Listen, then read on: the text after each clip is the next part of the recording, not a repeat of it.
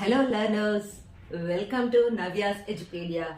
Today we are going to discuss about a chapter of history class 10th, that is nationalism in Europe, or we can say that the rise of nationalism in Europe. Okay, this is the first chapter of history, so we are going to discuss regarding that. So when you are talking about this chapter, what are the major concepts we are going to discuss over here? First of all, the French Revolution and the idea of nation. So next concept we are going to discuss, that is the making of nationalism in Europe. Then the age of revolution 1830 and 1848. Then the making of Germany and Italy. At last, visualizing the nation. These are the main topics we are going to discuss in this chapter. So before diving into the concept, first of all we should know the meaning of the caption, the rise of nationalism in Europe. So first question, what do you mean by nationalism? So nationalism is an idea and movement that promotes the interest of a particular nation, especially with the aim of gaining and maintaining the nation's sovereignty over its homeland. So where the people developing the feeling of oneness, or people developing the feeling of patriotic and start working towards the forming of nation. So that is, we can say, rise of nationalism. So here in this chapter we will be discussing that how European nations started developing the feeling of nationalism.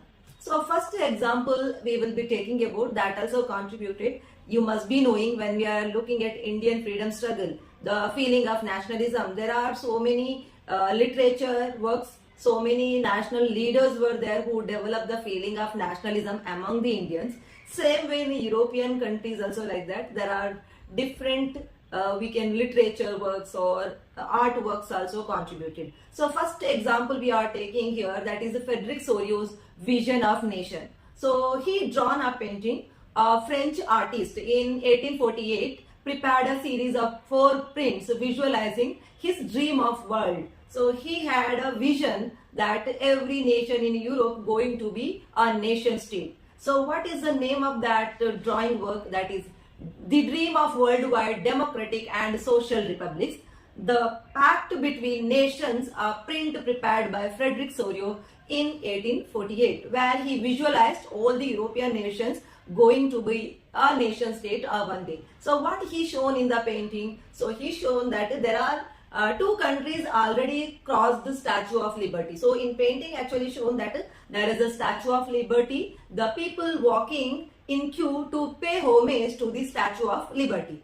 So which are the countries crossed Statue of Liberty? That is America and Switzerland. So why he shown them that 2 countries already crossed? Because they are already become nation state. So France shown as about to reach, and rest of the European countries are following this. So now when you're talking about here, we talked about different countries. How could people recognize here different countries? He highlighted the countries with the flags. So people who are carrying or walking, marching towards the Statue of Liberty, they were carrying the national flags. So different countries were recognized by their national flags, as well as they are recognized by their national costume. Like when you're talking about national costume, just think about our country. So if you see somebody wearing a sari, so then you can recognize that is maybe Indian or somebody having Indian origin root. So this is the concept over here. He visualized in that time only all the European countries going to be nation state. So that is in his drawing or painting.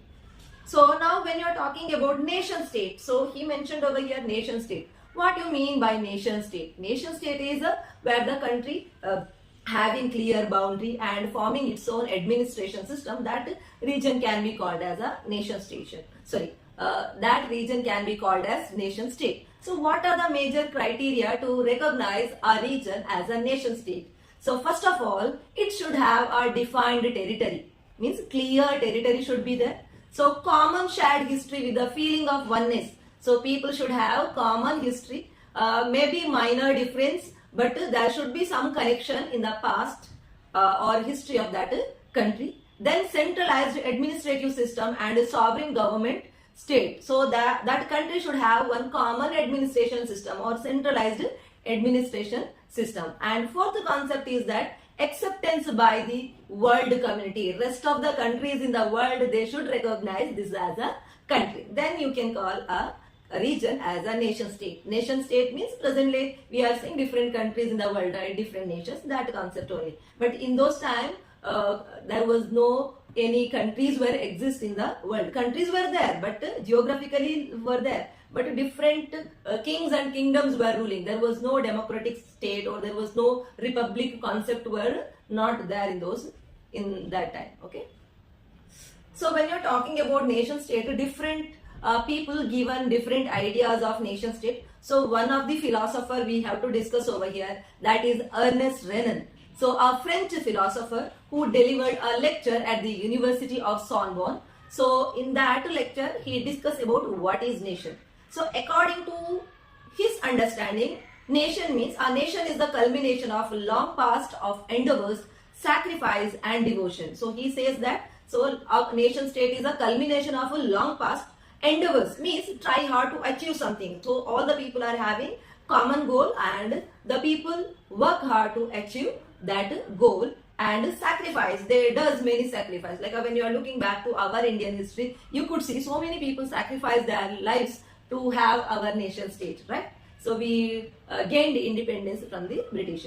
Our nation is therefore an entity formed by large scale of solidarity. So it's not just by one person or one group, that is unity of large scale or unity by huge group of people with a common feeling or oneness. So this is what we can say nation state.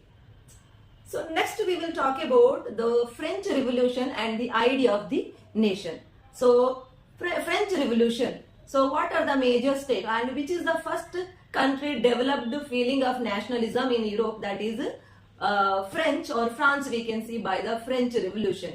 So the first clear expression of nationalism came with the French Revolution in 1789. Before that there was no concept of nationalism in Europe. So France was the first country to develop its feeling of nationalism in 1789 by the French Revolution. So what changes happened in the French Revolution?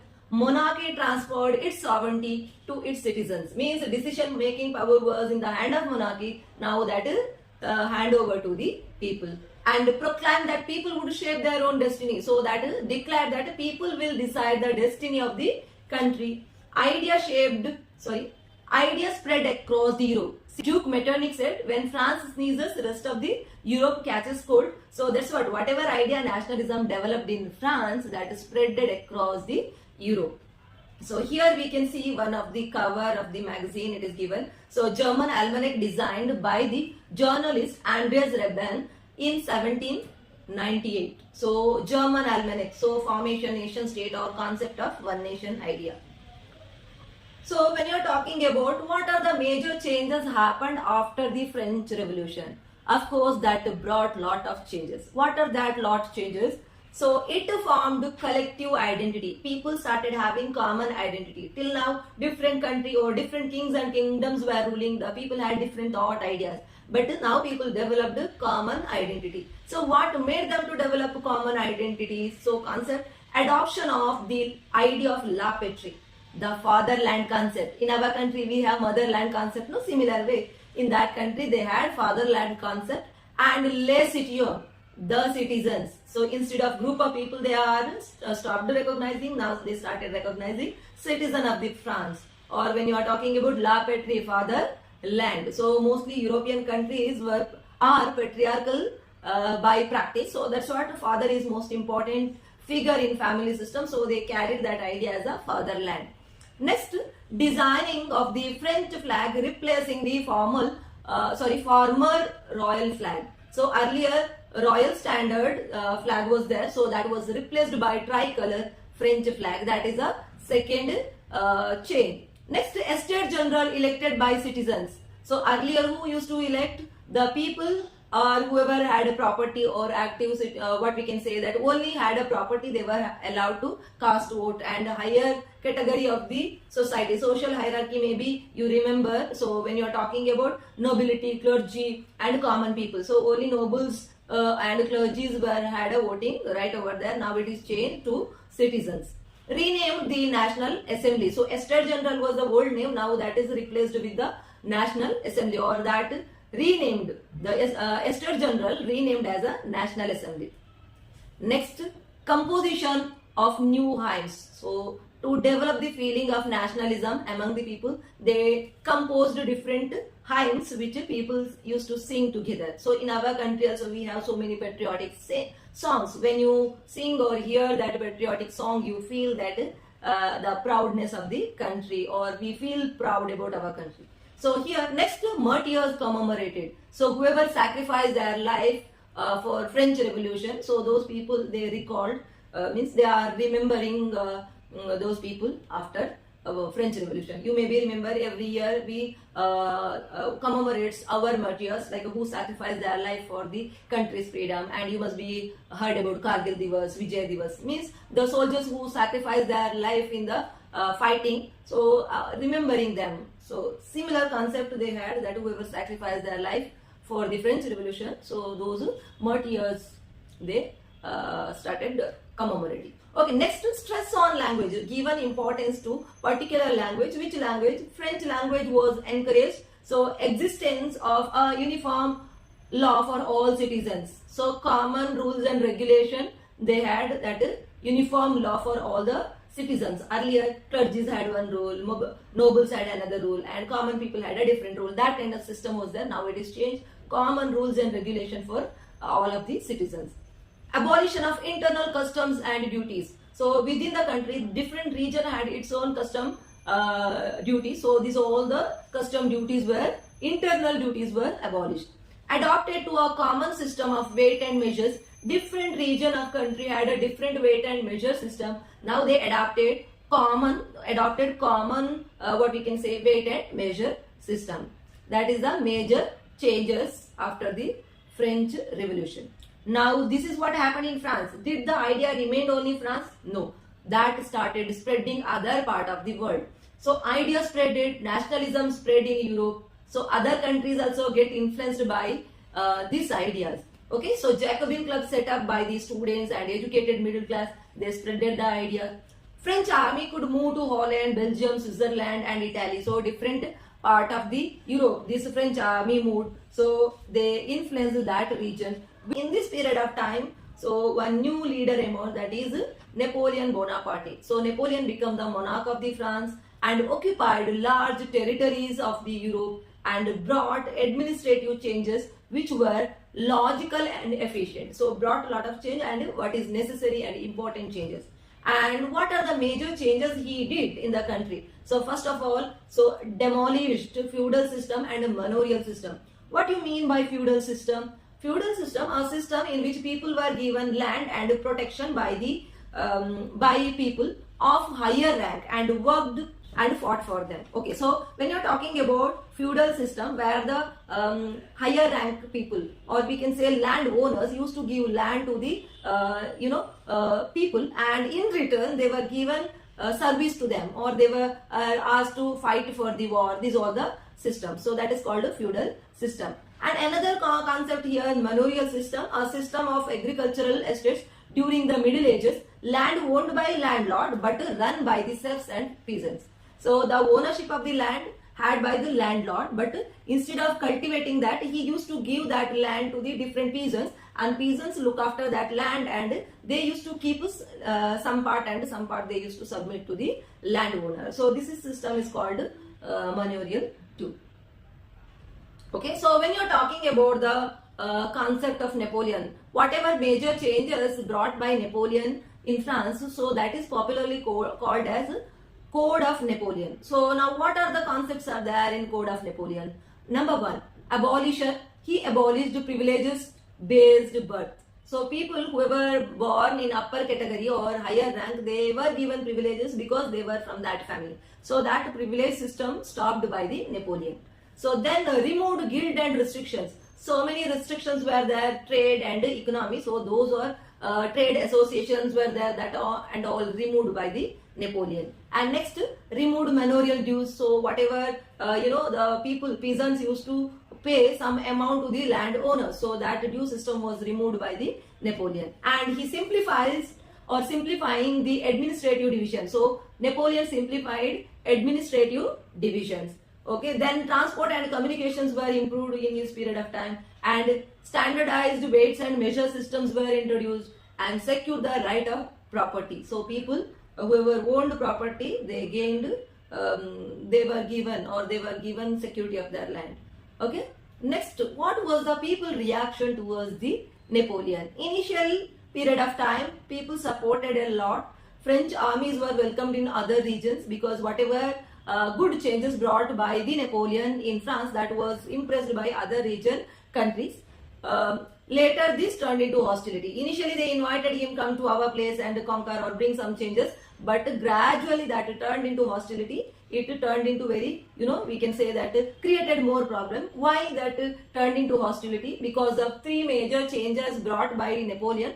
This is what the Napoleon conquer turned into hostility. What are the three changes? That is, he increased taxation. Tax were increased, and he brought censorship. Okay, and forced conscription to the army. So that is the three major changes which caused hostility in Europe. So first, taxation, tax was increased. Censorship means people were not given the press freedom, so the press were controlled by the Napoleon. Next, conscription means forcefully taking the soldiers or forcefully taking the people into the army. Say he wanted to increase his soldier number in army. What he did, instead of willing whoever want to join, if he would have taken them, that is okay. But he forcefully took many people to the army. So these are the three changes which turned Napoleon conquer or Napoleon rule into hostility. Okay. Next concept, fall of Napoleon. What are the major reasons? Okay, so when you're talking about Napoleon become so powerful in Europe, and that his confidence was at the peak. So due to confidence, everywhere he used to attack. Wherever he attacked, he won that region. So that developed his overconfidence. Now he made some mistakes over there. So where he attacked to Moscow, so the Russian region. So the red armies of the Russia was very strong enough to kick this Napoleon. So that is one climatic condition also not suitable to his soldiers. So Napoleon had to retreat due to cold, bitter cold in Moscow. Means extreme cold. His soldiers were not able to survive over there. That made him to bring his soldiers back. Okay, alliance against France formed by Britain. Now the Britain realized that if France growing this much faster, one day we may be under the France rule entire Europe. So because of that, Britain, Prussia and Russia, Austria togetherly made one agreement, or they formed alliance, they formed their group. Which are the country? Britain, Russia, Austria and Prussia. These are the four major region had or made alliance, or they made agreement to defeat the Napoleon. Okay. So Napoleon was exiled to Elba in 1814. So Bourbon dynasty was restored. So Napoleon was exiled to Elba in 1840 by this alliance group, or four regions whoever had agreement. No, those regions defeated Napoleon and they put him in Elba. Okay, so here one picture is shown in your textbook. That is where the Napoleon was depicted as a postman running, and each post falling from his bag. So here actually Napoleon running to conquer other region, as he takes, and the whichever letter falls from his bag, that is represented as a Napoleon region, whichever he conquered. One by one he losing all the conquered regions. Okay, so now he was there in Elba Island. So do you think the Napoleon, that kind of person who sat quietly? No, he tried second time. Napoleon escaped from the Elba Island and ruled for 100 days. Okay, he came back to the France and ruled for 100 days. So now here people welcome the hero but not the dictator. So they welcomed him as a hero or leader. They wanted him as a leader but not the dictator. So you know how Napoleon came to power as a leader, hero. But later on he became dictator. Three major changes he brought. No, that one. So he fought a few more battles. So lost at the Battle of the Waterloo in 18 June 1815. And Bourbon rule was restored, where the Napoleon Bonaparte was defeated in the Battle of Waterloo in the year 1815. Then he imprisoned and sent to St. Helena Island. So he died there in 1821. So this is the time where we can say the end of Napoleon era. So these are the major concept which is there in first topic. Next we will see in the another topic. Bye.